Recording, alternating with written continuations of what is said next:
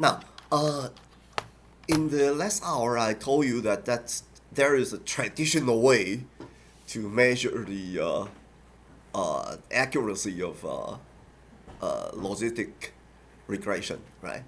And now today, in this hour, we are going to teach a new way, right, to do the measurement, and that will help us to do a decision, right, to make a decision. Okay, so this is the thing. I'll use this one slide to show the difference, right? Okay. Now this is the traditional confusion matrix, and it's always using 0.5 as the cutoff, right? You always use the 0.5 as the cutoff. But if we, right? But the cutoff actually can move, right? This cutoff threshold can actually move upward and also move downward, right? Okay. But before we look into the threshold, let's take a look at the this histogram. Okay. This is a histogram, right? So the x is actually the probability of y equal to 1, right? And this one is actually the frequency, right? So this is the histogram, just plain histogram, but it has the color, okay? The color of the histogram basically is the actual value of y. Let me say it again. This histogram is like overlay of two different histograms, okay? There is a histogram of the actual value y equal to 1, and also the histogram of the actual value y equal to 0, represented by red and green color respectively. Okay. Let me.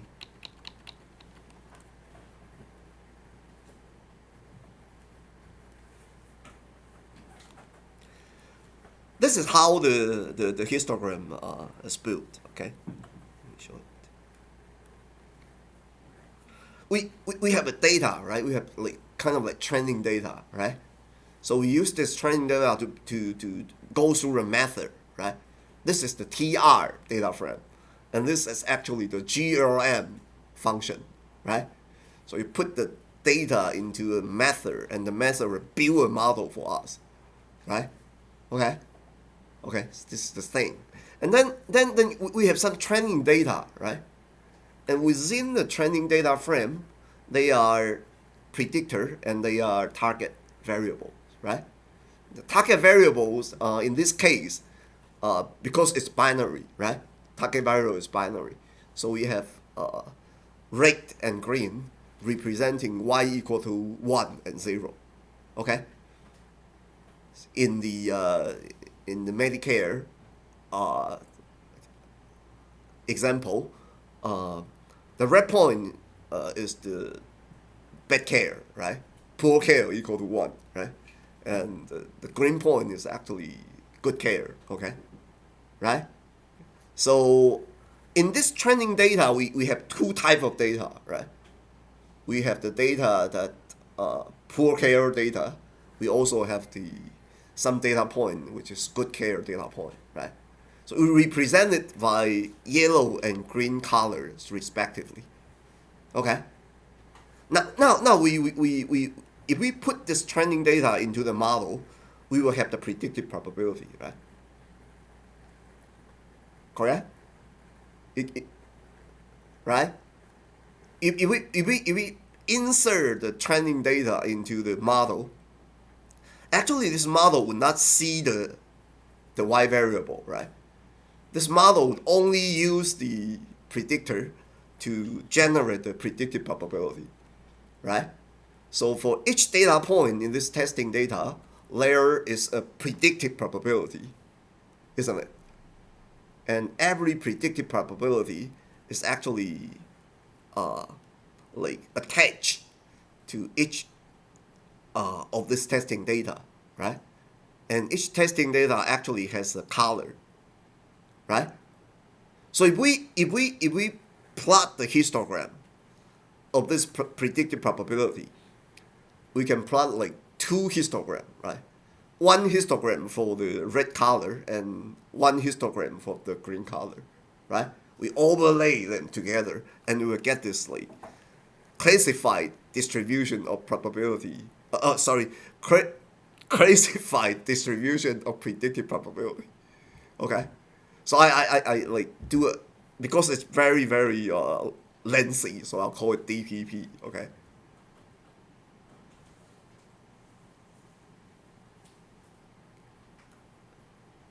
And that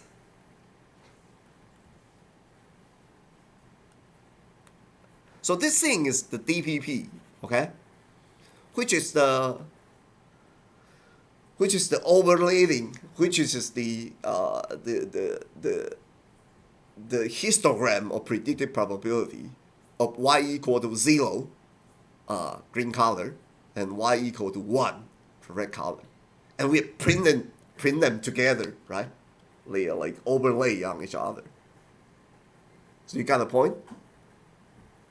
You know how it come from, right? Just take a look at here.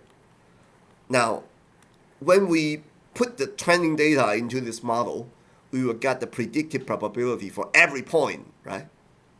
But every point has a color, isn't it? It would be either 1 or either 0, right? Okay? So when we plot this histogram, we like plot the yellow color as a histogram. We plot the green color point as another histogram, and we overlay them together, right? And that would generate a thing called DPP, right? Okay, and when we do the prediction, now this is the predicted probability, right? So if we set the threshold at 0.5, right? Now everything that higher than 0.5 will be predicted as positive.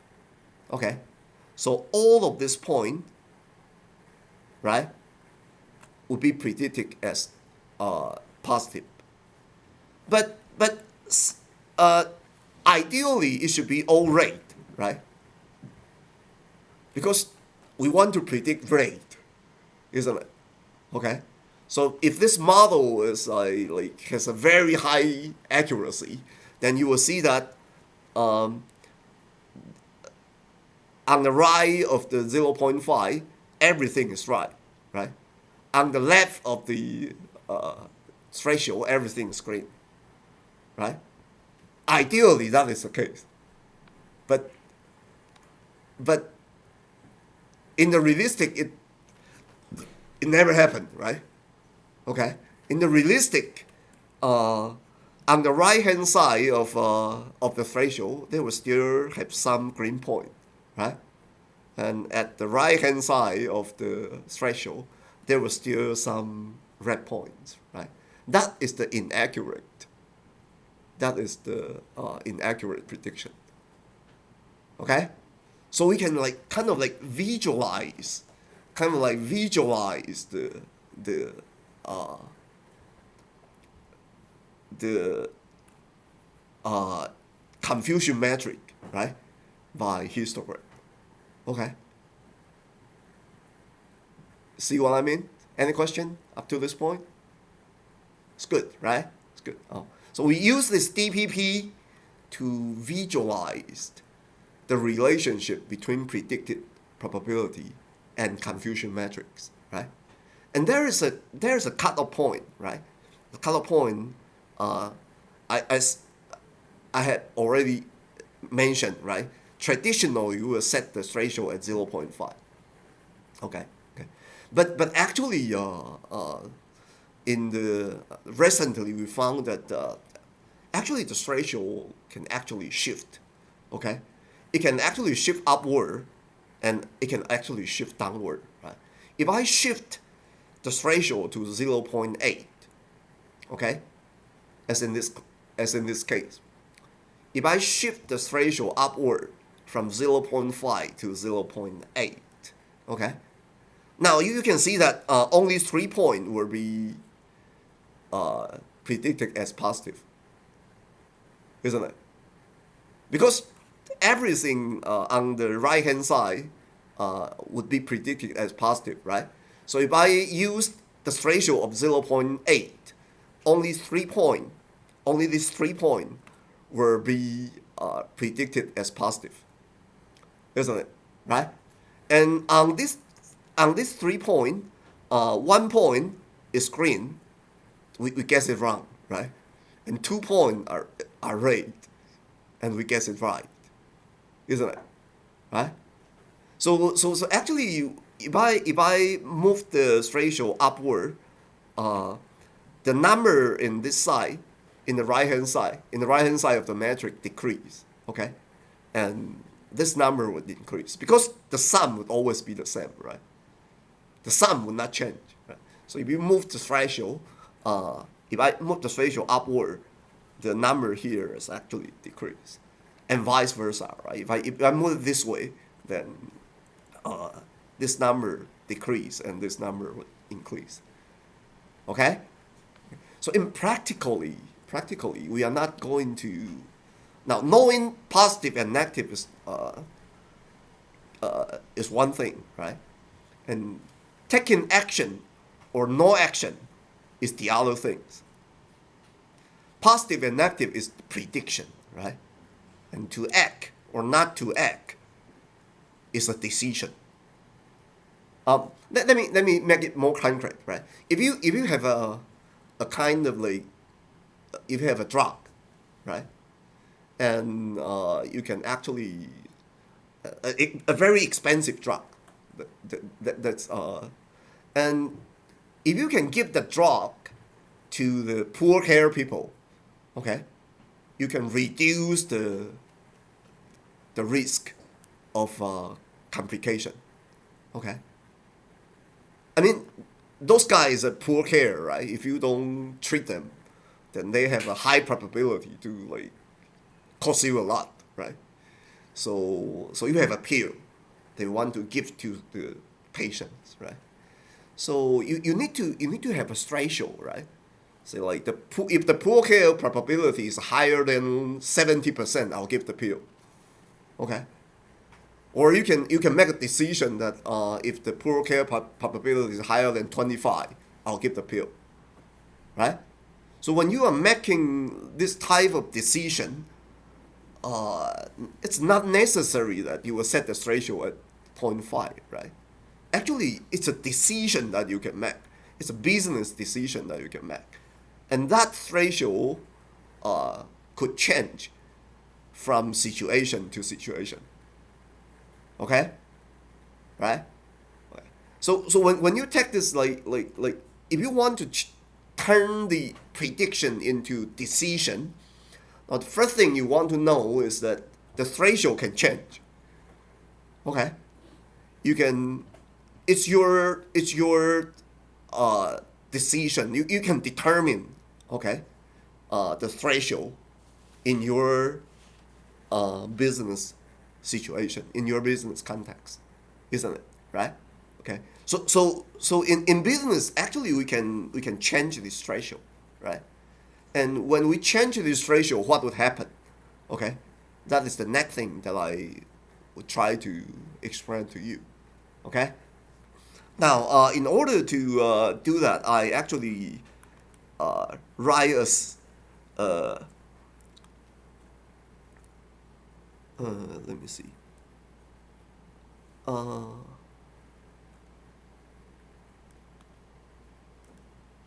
Okay, so in this week's code folder, there's a R file called DPPsim. You see that? Okay, DPPsim. Okay, so if you if you open this DPPsim, you will see a run app here. Then okay. So if you press this run app, this is actually a simulator. And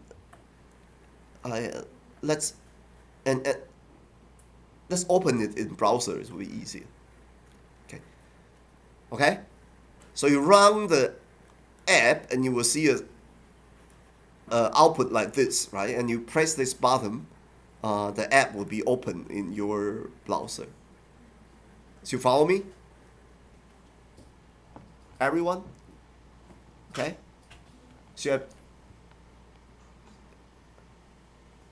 uh, whoever cannot go to this page, please raise your hand. So everyone is in this page already, right? Okay.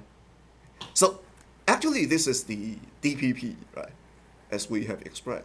But because it's a simulator, so so we can actually simulate the distribution of the Y population and the red population. Okay.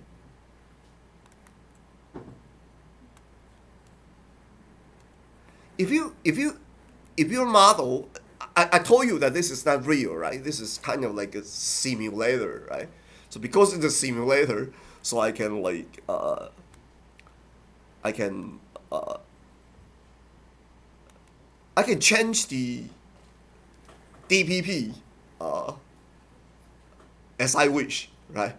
The slider here actually control the uh, mean and standard deviation of the green population, and these two sliders actually control the average and also standard deviation of the break point. Okay, so as you can see that in this way we can simulate the DPP whatever we like. Okay, so if you have a model that is very good, right? A good model is like this, right? If you can kind of separate, right, the green point from the red point, right? You will have a very good model this way. Okay, but if you are building a very bad model, the model will be like that. Okay, the in this way then you will have a very bad model, right? Okay, like the red point and green point, they are like all mixed together, right? Okay, so let's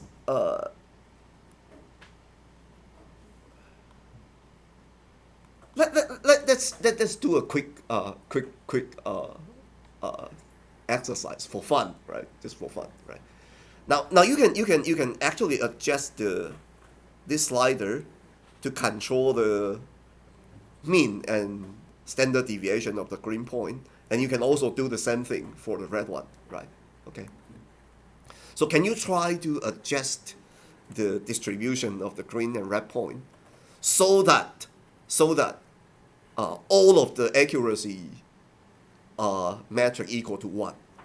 I mean accuracy equal to one, sensibility equal to one, and also uh, specificity all equal to one. Can you do that? Just try it, okay? Try it. Maybe you want to like uh, use it as a teamwork, right? Try to adjust by using this slider, right? Okay, so that your model, uh, so that this DPP would like kind of generate all of this accuracy metrics, right? The accuracy metric is actually calculated here, right? So if your model is good enough, right, it's actually possible. It is actually possible that all of this accuracy metric, every one of them equal to one. So how can you do that? By adjusting this, right? I told you already. You can adjust the standard deviation and the mean of the green and red point. How to do that?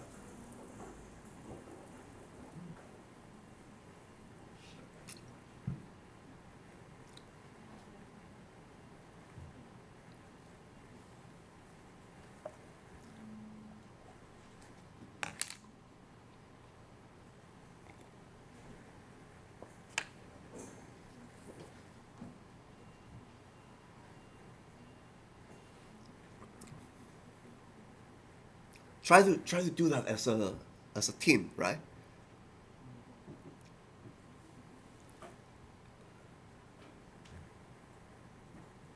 See, the point is, if the model can like separate the green point and the red point, right?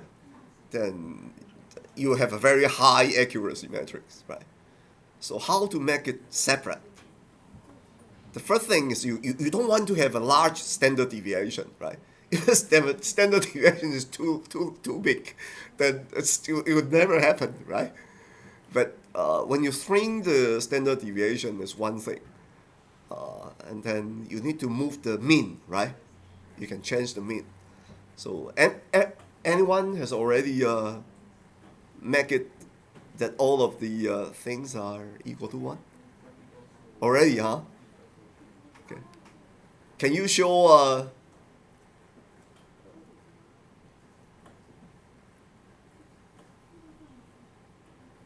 that's wait for like a few minutes. Okay.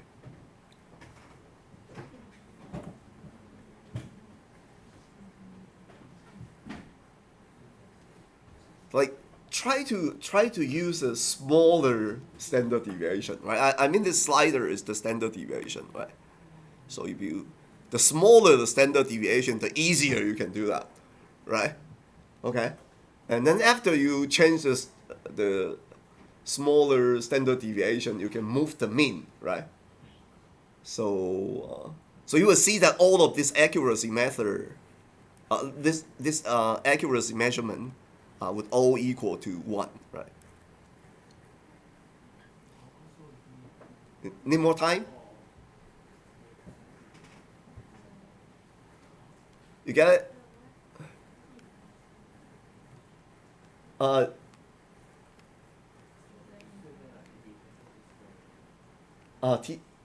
Alan, can you go like try to help them make it?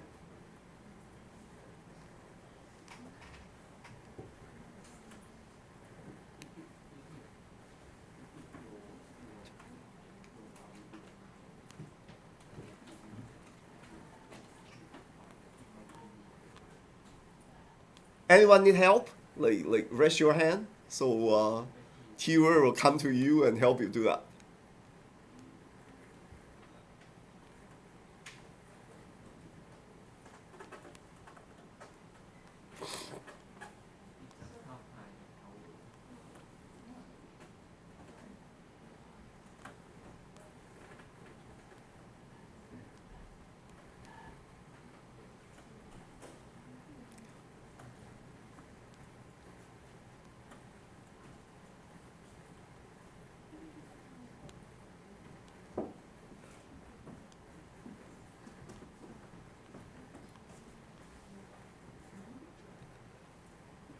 You how about you?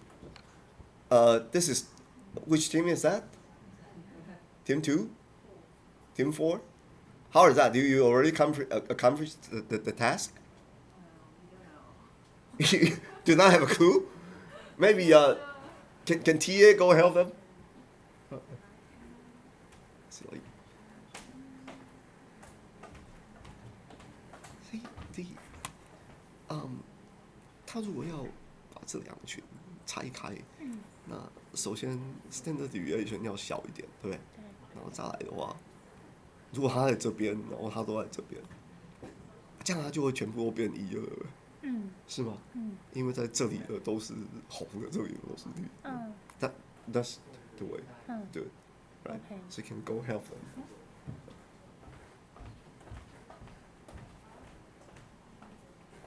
Anyone need help? I can maybe.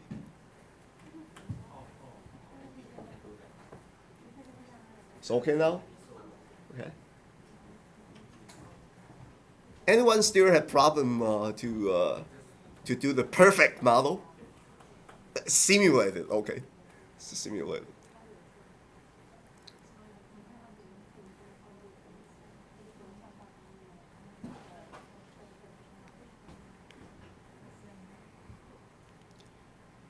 So you can see that, right?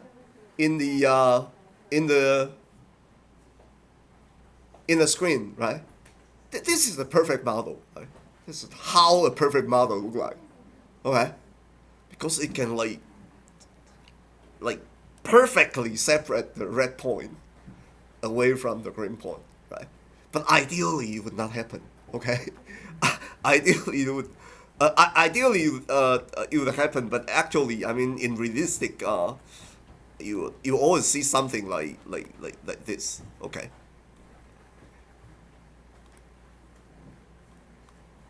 Okay.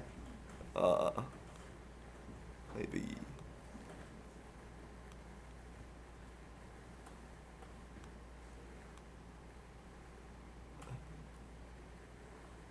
I think pretty much something like that, right? Most of the time, the in realistic, the model that we build will have like something like this. Okay. Uh, if you take a look at this is the real one, right? This is the real one. Okay. So this is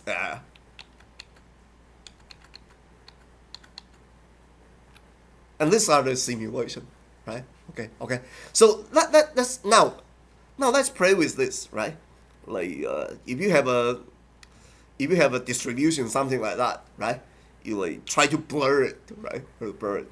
So I mean, pull up the standard deviation, and set the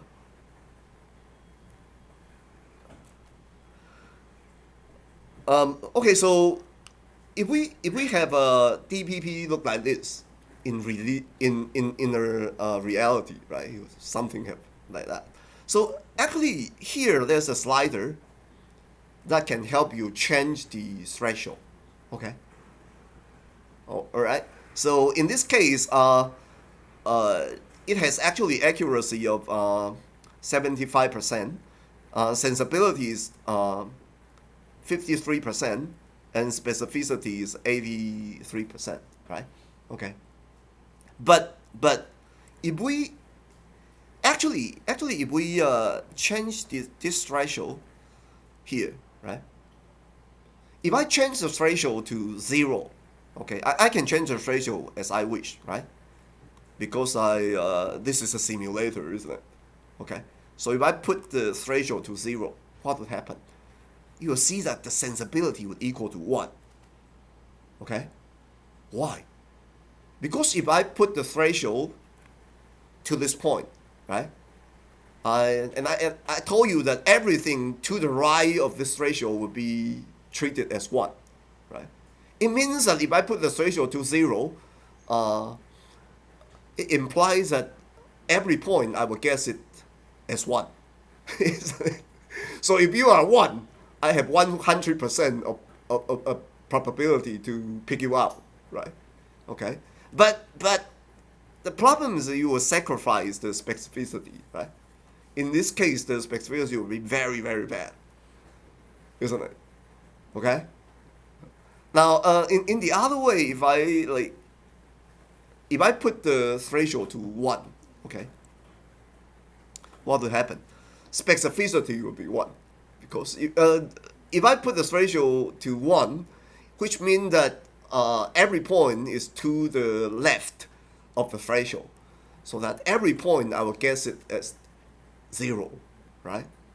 And in that case, that specificity would be 1, right? So if it were 0, I would have 100% probability to like say you are 0, right?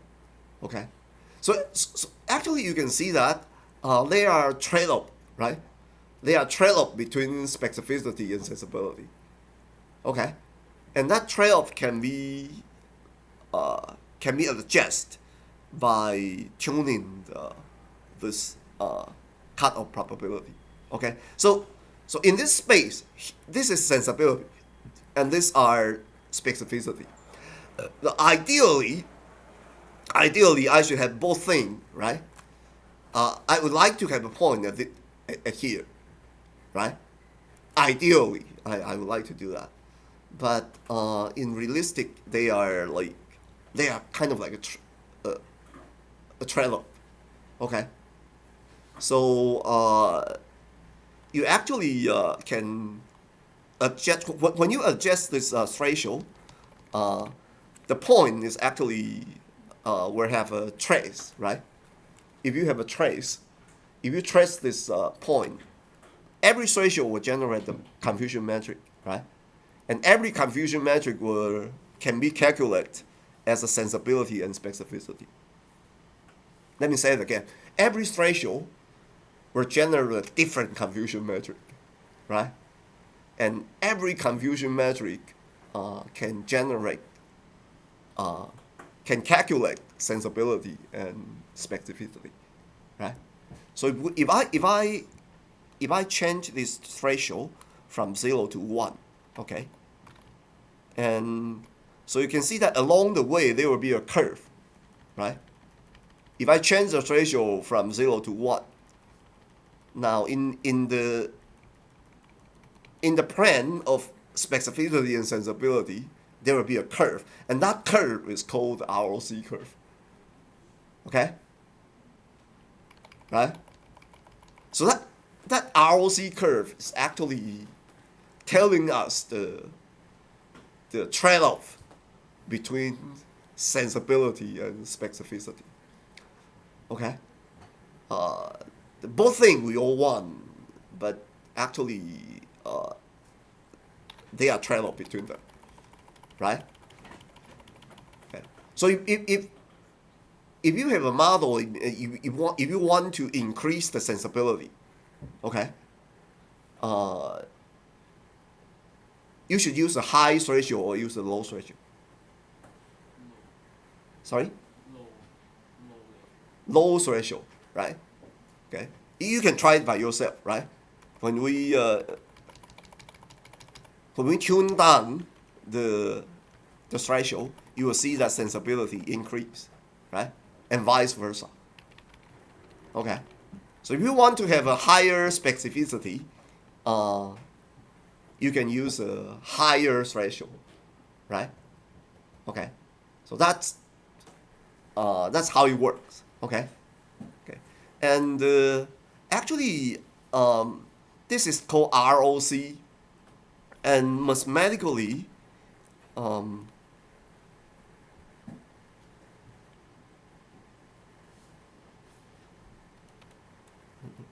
where's the slides? Let me see.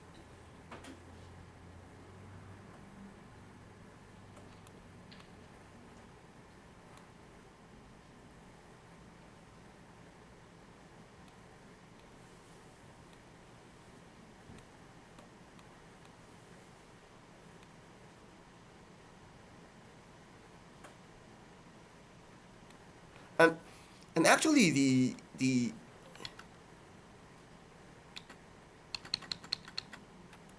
area under the curve is called AUC, right? In the MIT online course, right? Along with ROC, there's another terminology called AUC, which is actually the area under the curve. Okay, so mathematically, the area under the curve is a very important concept, right? In modern data science, actually we prefer to use AUC rather than using the accuracy. Okay, I mean, in modern data science, when we are judging the accuracy of a model, of a binary model, we prefer to use something like AUC, right? Because if you were using like the accuracy, like if you're using the accuracy, right, then there are cases that using accuracy is kind of misleading. Okay, for example, if I'm doing if I'm predicting the click-through rate, if I use an advertisement, right, and I want to predict that if I show this advertisement to this customer, what is the probability that he will click? Okay, that probability is usually very low, right? In realistic, that probability is like 0.3%, something like that. it's actually 0.3%, so it's 0.003, right? It's kind of like a very low average. Right? So if I want to like make a blind guess, okay, I simply guessed that everyone will not click, okay, which means I put the threshold at uh, at 1, okay. So everyone I would predict that they would not click, right? What is the accuracy? I mean, in reality, right? The click-through rate, the average click-through rate is like 0.003. Okay. So if I want to make a blind guess, I do not make a model, right? I just guess. Okay. I would guess that everyone would not click, right? What is my accuracy?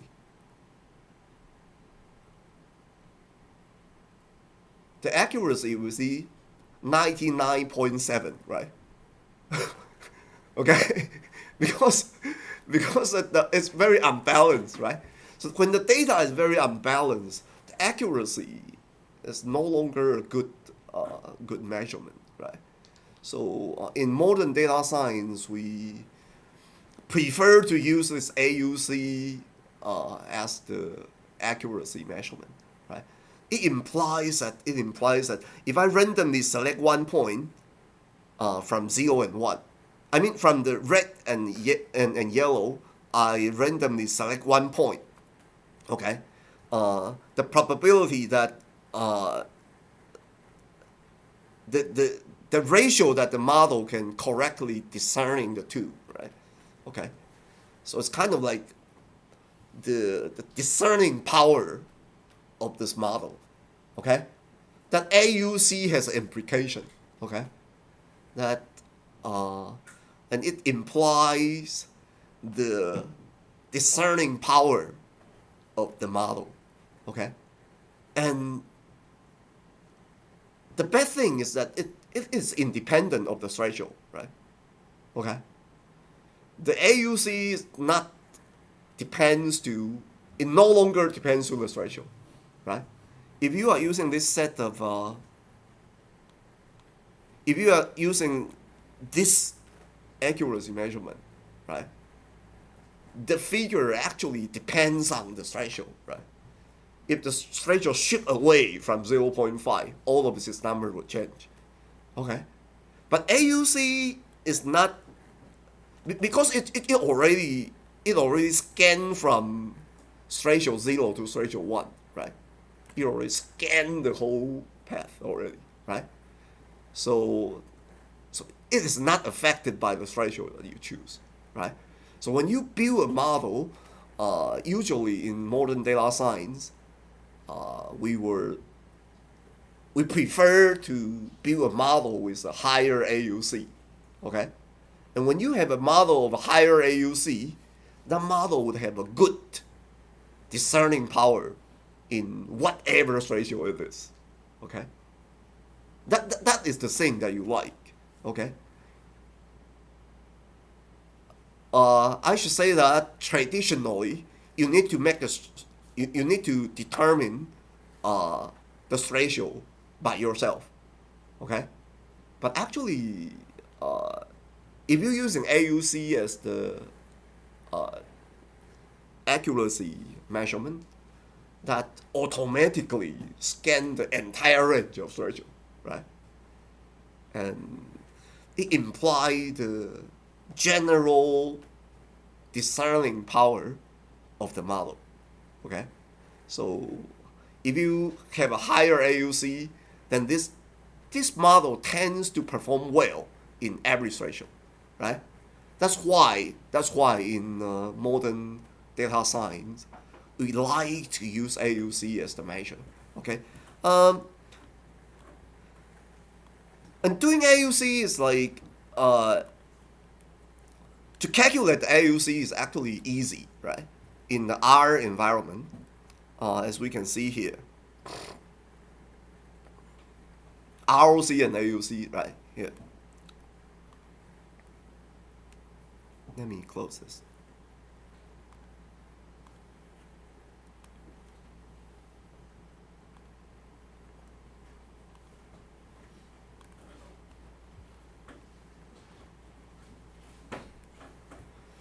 Well, when you see the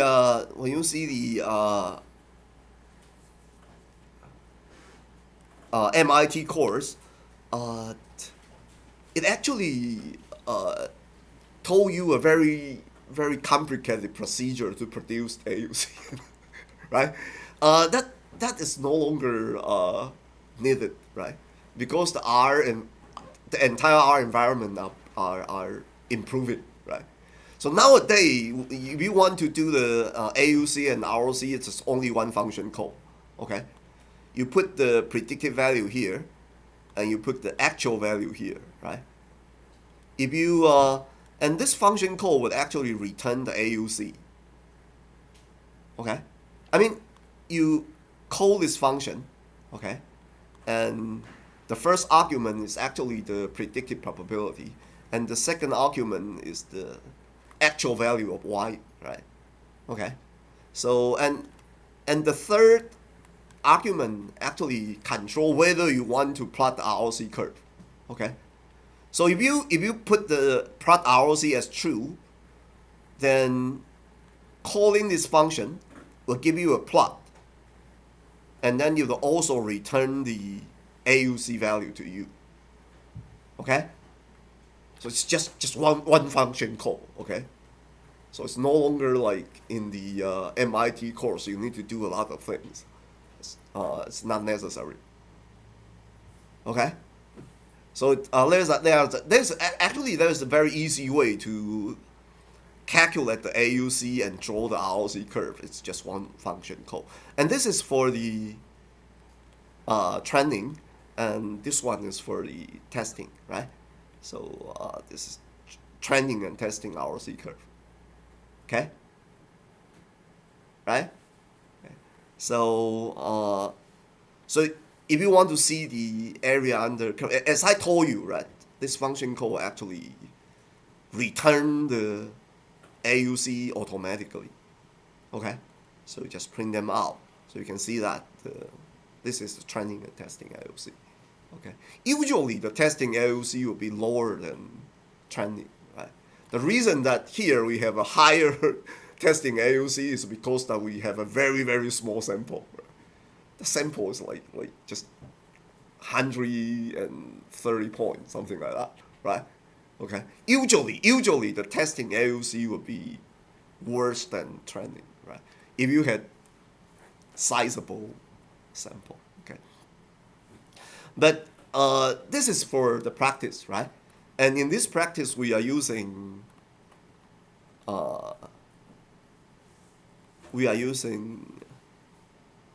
this model spec. Right? We only use two variable to predict pool care, right? But actually, in the data set, in this D data set, we actually have a lot of variables, right? Okay, so I'm giving you a, I forget that should be a, I'm giving you a assignment, right? That's for this week.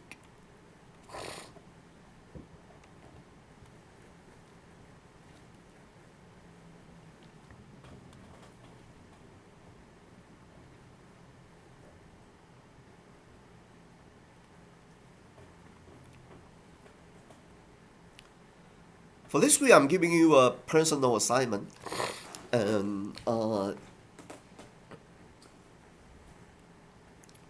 no, this is for last week, okay, and it's 10A, right? This week we are in 10B, okay. So this week you have a personal assignment, right? Just try to do the quiz. The quiz is here.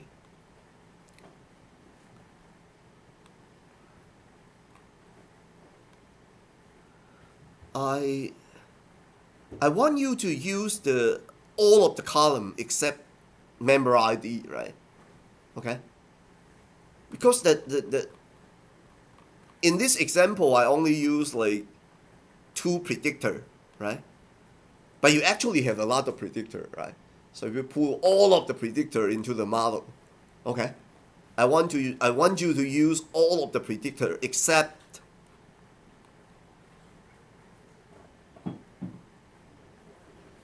the member ID, because that member ID do not mean anything, right? Okay. So I want you to use all of this predictor except the member ID to predict the pool cap. Okay? Use all of the things to predict pool cap. Okay? So I want you to build a model, right? Using the training data. Okay? And then I want you to like basically use the code. The code are the same, right? But your model will be different. Okay? And I want you to compare the two. Get my point? Okay? The code is the same, so like reuse the code. But your model spec will be different, right? You are using all of the predictor except member ID to predict pool cap. Okay? And I want you to, after doing the model, I want you to compare the accuracy of these two models, right? Compare the AUC, compare the accuracy of the two sets, right? And think about it, right? If I use more predictor, would I have a better model? Should be, right? Should be, right? Because I'm using more predictor. But it's not necessarily the case, because as I told you, this example only have a very, very small sample, right? So some random effect might kick in, right? Okay. But this is just an exercise, right? It's your exercise. Okay. Now, in this hour, we explained the concept called DPP, right? Which is very important, right? Because the reason that you have a confusion metric is because that this DPP is actually generated by the model, right? Okay. This is how far the model can tell you, right? If you use the model to do prediction, and you can like use the histogram to generate the DPP, right? That's how far the model can tell you. It can do the prediction, and the prediction is in this form, right? It's in this form. If you do a cutoff and reduce the probability into 0 and 1, okay, you actually lost a lot of information, right? Okay. The last thing that I want to say in this hour is like, this is what the DPP is, what the model predict, right? The entire prediction, the entire predicting information is actually in this DPP, right? And when you cut it with a threshold and reduce it into 0 and 1, you actually lost a lot of information, right? This is the prediction. The prediction is not 0 and 1. Prediction is actually a distribution of probability, okay? And when you make the decision, you want to take that distribution into concern, okay? That is the key to make a good business decision, okay? Let me say it again. This DPP is generated from the predicted probability, right? So it holds the entire information of the prediction, okay? And when you cut it with a threshold, you actually lose information, right? Because you reduce it into 0 and 1, right? So in order to make a good business decision, you should use the entire predicted probability, okay? You use the distribution of predicted probability to make decision. That would help you make the optimum decision. And we will cover that next week. Sorry, next hour. Okay, let's take a break and be back at 11 and 10. Okay.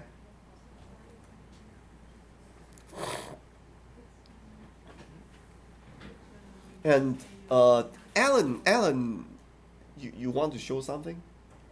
Okay, yeah. So I think we can take a break now. Okay. And Alan, No, they will do it at 11:35. So I just.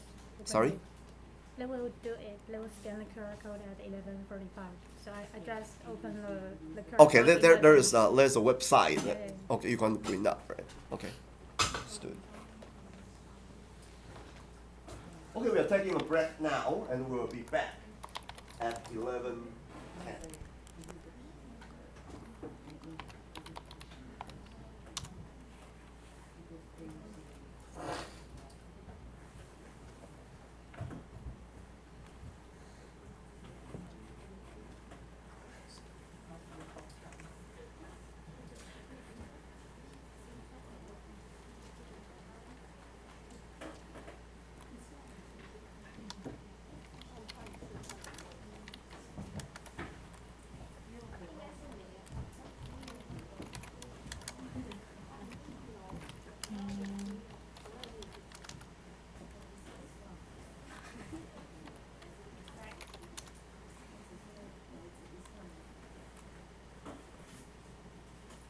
所以我先把你登出一下。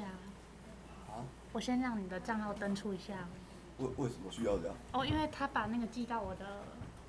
哦但那你就老师开一个你应该好无痕像也有，对不对？我应该也有。对，应该也有，因为我那时候有回，然后老师我看你也有回。还是老师你要找一下那个信。我也找不太到，因为我的 mail 也是一大堆。其实你可以开一个无痕，然后哦，就不会影响到你的那对对对对个账号。对 OK。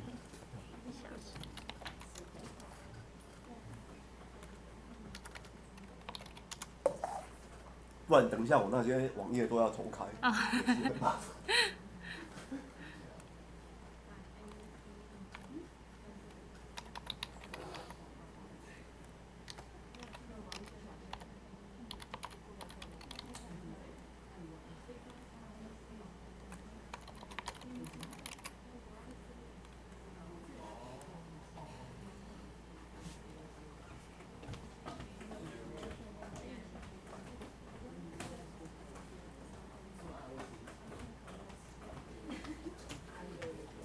哦，你那个需要。对啊，我应该要把它关掉，好烦哦，每次都要验证。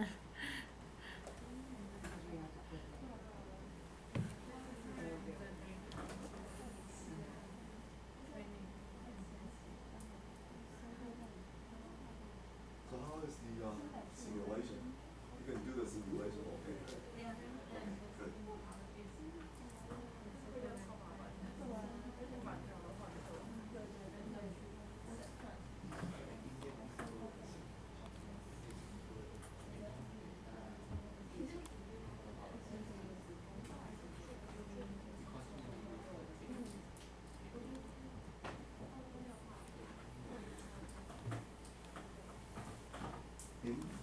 刚刚那个 simulation OK 吗？哇，那个 simulation 我做出来比较麻烦。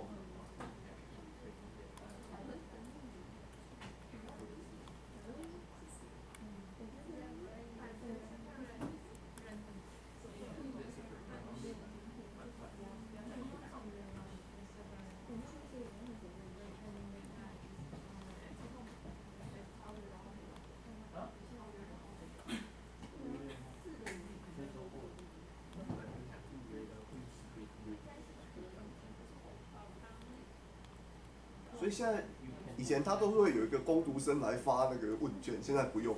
可是他们说等一下那个还是会有人来诶，可是我说我不知道他为什么要来。